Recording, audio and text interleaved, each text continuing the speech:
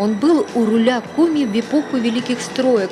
В те годы возводили Жешерский фанерный завод, Сыктывкарский лесопромышленный комплекс, Внешпогосский завод ДВП, детские сады, школы. Это было время, когда никто не думал о больших зарплатах. У всех была одна цель – построить республику. И нам это удалось. Не без гордости, говорит Юрий Иванович. Если бы не такие люди, как вы, если бы не вы, наша республика не достигла бы таких результатов к своему 95-летию.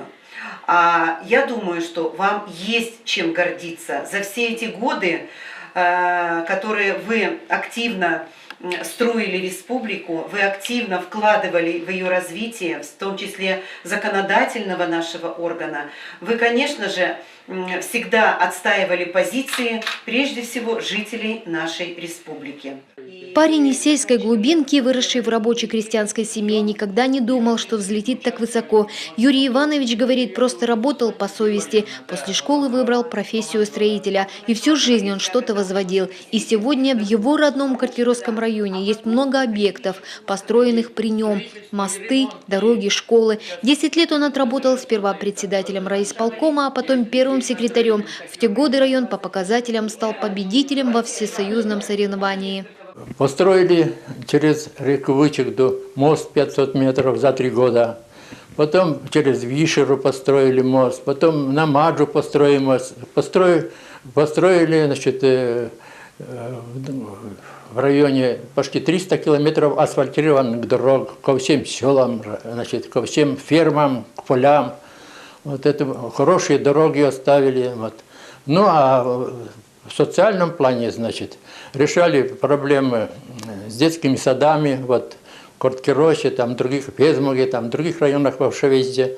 Ему и сегодня не все равно, чем живет республика. Он внимательно следит за событиями и всегда рад поделиться опытом с коллегами по законотворчеству. Работали только 2 депутата, председатель и секретарь 2? Верховного Совета, да. Как же вы управлялись? А и у нас был аппарат 17 человек. Секретарь Комиобкома КПСС, председатель Президиума Верховного Совета, народный депутат Верховного Совета Коми АССР и РСФСР. Регалий у него много. Впрочем, если бы не его жена, его боевая подруга, разве ж добился бы всего этого, смеется Юрий Иванович. Половину его заслуг можно смело отдать Римме Давыдовне. Мы кучам советовали, конечно.